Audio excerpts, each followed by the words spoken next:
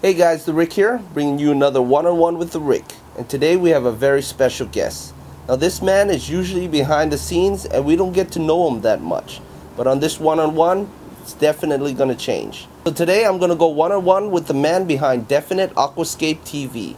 Glad to have you on the show. Hi Rick, hi guys. Thank you for inviting me today for this interview. I'm happy to be here and to answer your questions. So my first question is, what exactly is your job that you're able to go to all these conventions and film all these beautiful tanks? Well, when I started doing my television, my internet television, I was working at the university because basically I'm PhD in biology, this is my education. So when I started doing my videos, I was working at the university, and this television was only like a hobby. I was doing it only in my free time, which was actually quite troublesome because when you are working at the university, you have to teach students, and very often it was so that I had to teach students exactly in the same time during the year, in the same time when there were some aquarium related events. So after a while it was, I just decided, well, it is a little bit complicated, but just telling it in a short way, after several years of working at the university, I decided to quit this job. So right now I'm doing only this aquarium stuff, aquarium filming. So right now it's my only job. I also breed fish, I also breed aquarium fish, but at the moment DefiniteAquascapeTV is my only job, I can say. So I have some more time to be able to visit all these fairs and other aquarium exhibitions. Do you have any fish tanks at home? And if you do, what kind of fish tanks are they? Yes, yes, I do have fish tanks at home, and I have many fish tanks at home because except doing DefiniteAquascapeTV, I breed aquarium fish for sale, because it turned out that the amount of money generated by my YouTube channel is, well, it's not enough to be able to sustain myself financially. I mean, to be financially independent. So I also breed aquarium fish, and I have about 50 different different aquariums at home, but they are all breeders. Yeah, breeders. I think this is the right word.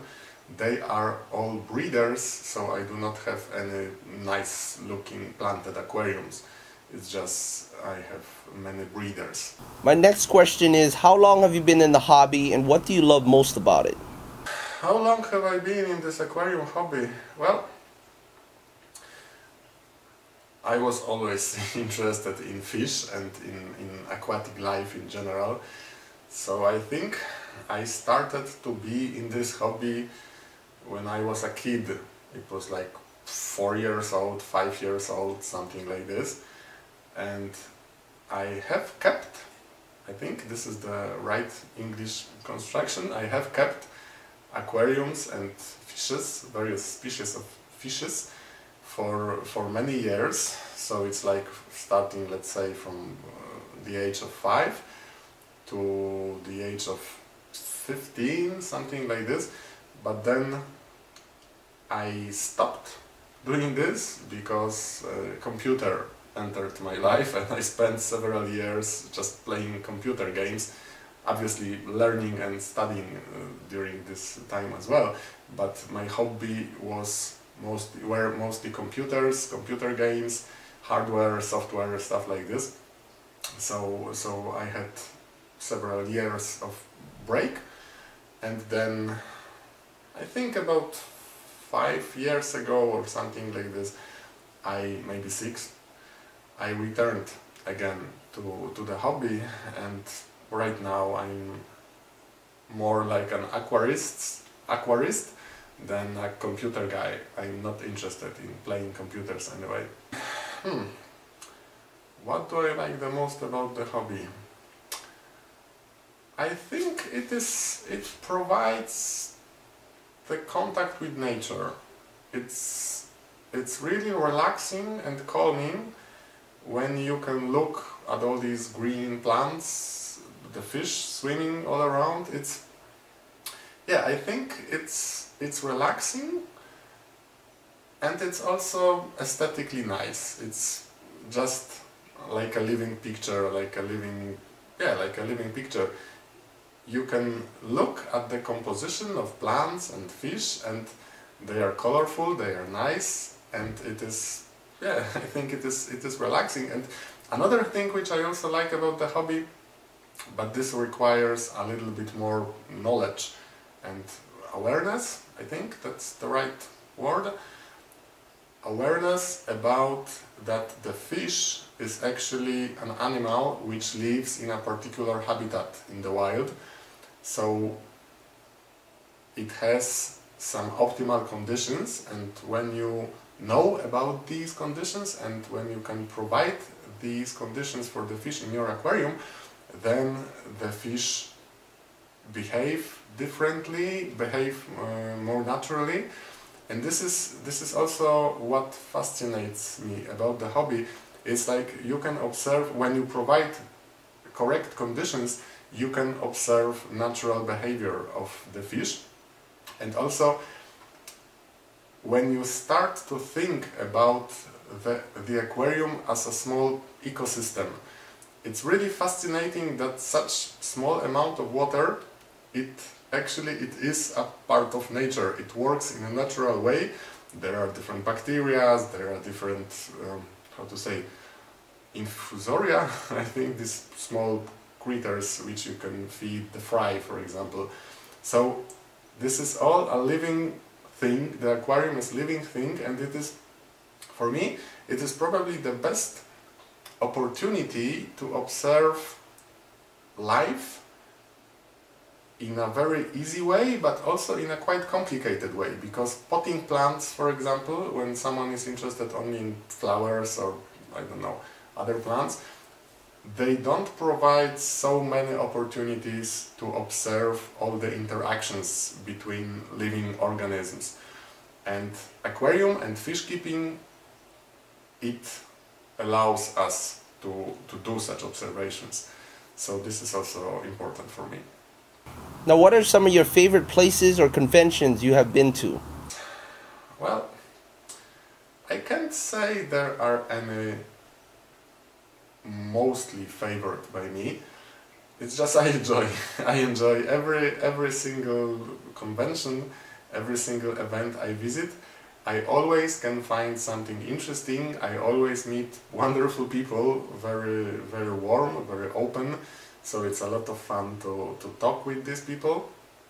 But, well, the favorite, I think the most important, the one which I like visiting the most, is Interzoo, the one which I was visiting in 2012. It's in Nuremberg.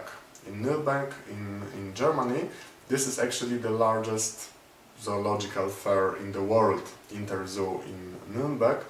So I like to visit these fairs because of the international atmosphere. The whole world actually comes to visit this fair.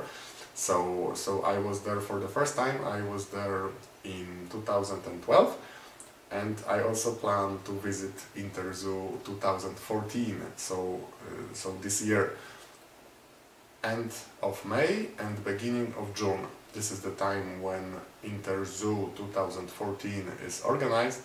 So I will be visiting these fairs, and I think this is the one which is most important for me, because it is so large and it provides many great opportunities to meet people from all over the world, and I really love it. I really love to stay in touch with people from all around the world. I just like traveling. I enjoy contacting people from different sides of the world.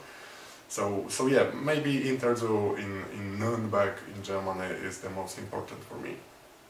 I'm interested in knowing, do you have a favorite plant and fish? Well, my favorite, well, actually I have different, various species of fishes which I like. But I think the one which I like probably the most is the one which I breed. The species of fish which I breed is celestial pearl danio, Danio margaritatus.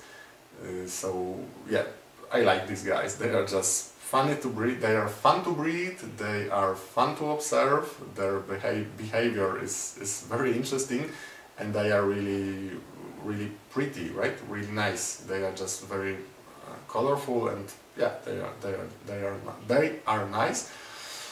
But I also I like other fish. I like all the characians like neon tetras or cardinal tetras. They are also, yeah, there is something in them which I like about them, and I would really like to be able to observe them underwater.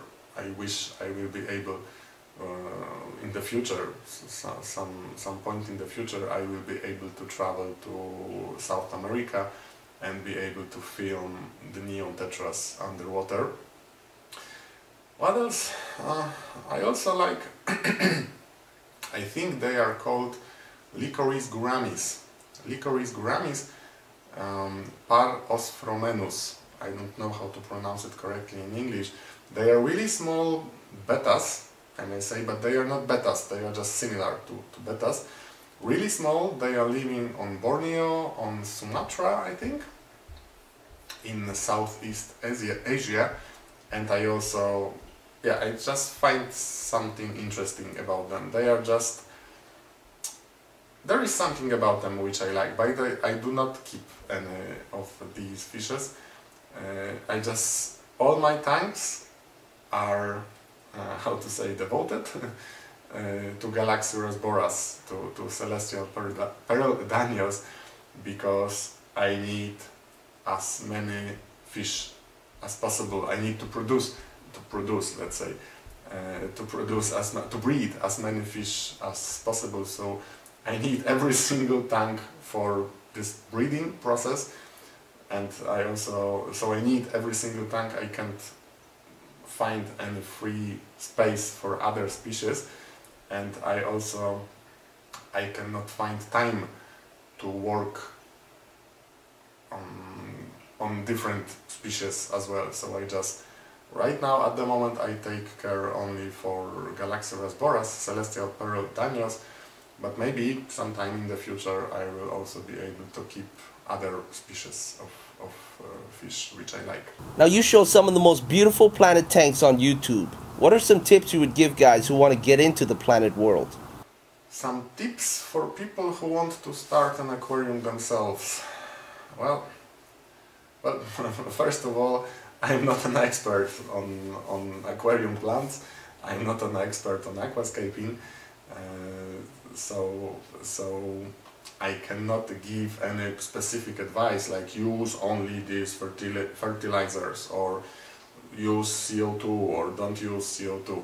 No, I won't give advices like this, but what I can say, and I think this is actually the most important thing in any aspect of fish keeping, is get the knowledge first. Really guys, this is the most important part. If you want to keep some living organisms in your at home, if you want to keep living organisms, it's like, it's your duty to know their needs first. So knowledge, and knowledge which is obtained, which you get before you get any creatures to your house.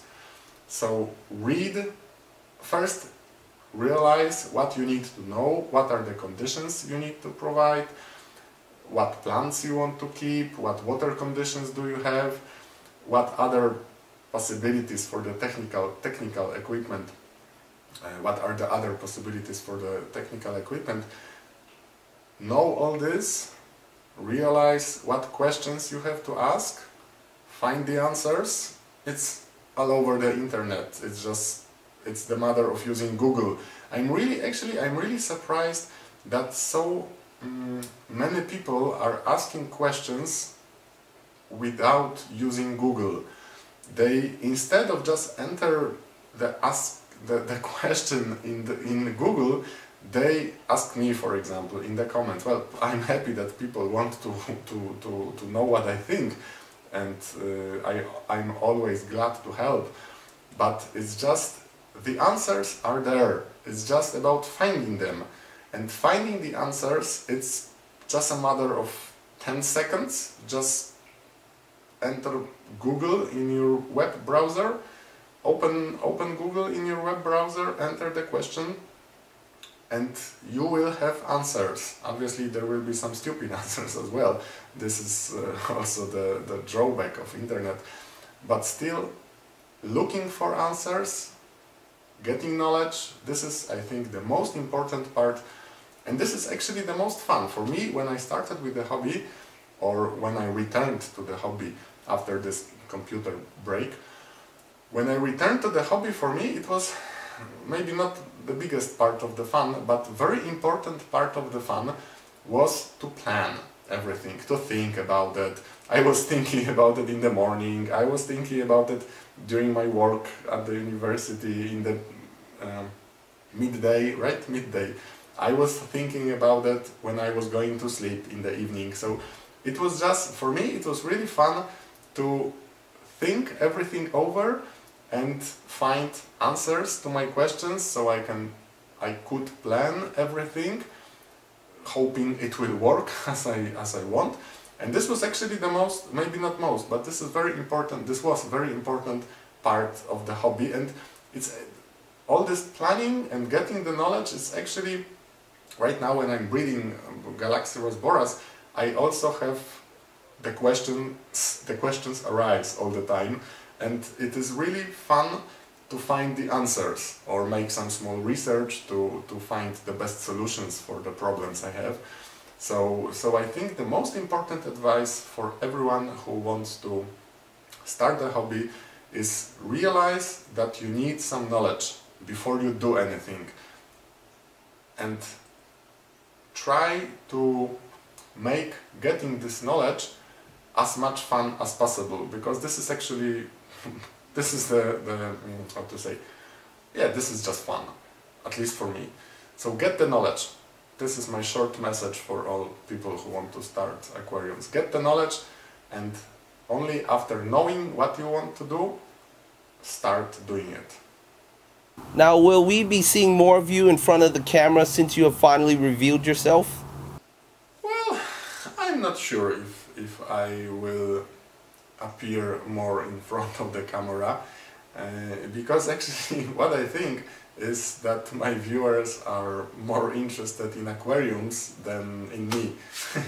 So maybe I will show myself from time to time, but this will be only occasionally, unless I have some great ideas how to increase my viewership, my number of views.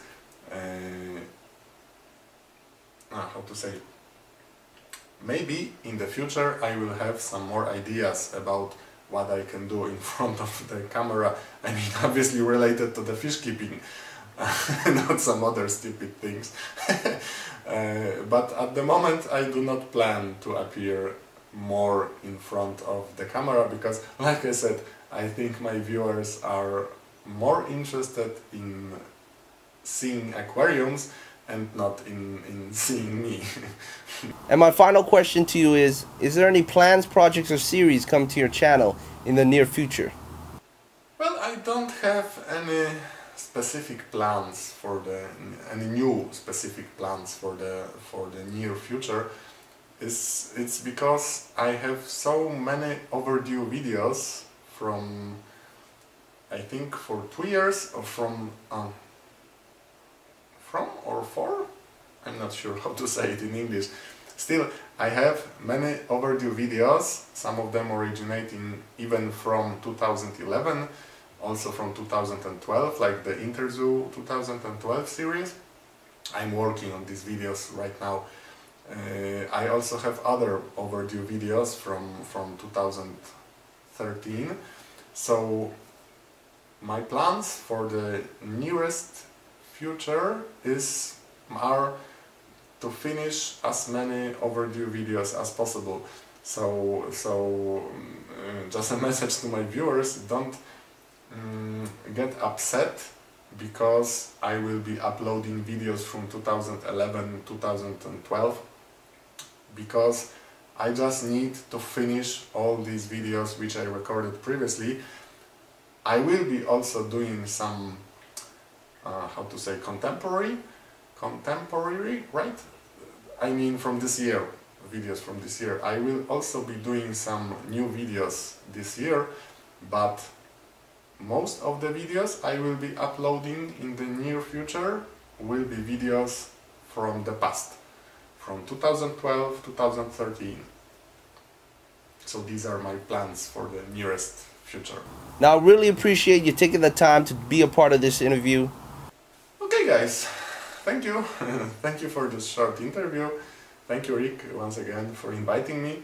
I hope this was interesting for you. If you have any questions, just ask Rick or send me a private message or ask these questions in the comments below one of my videos.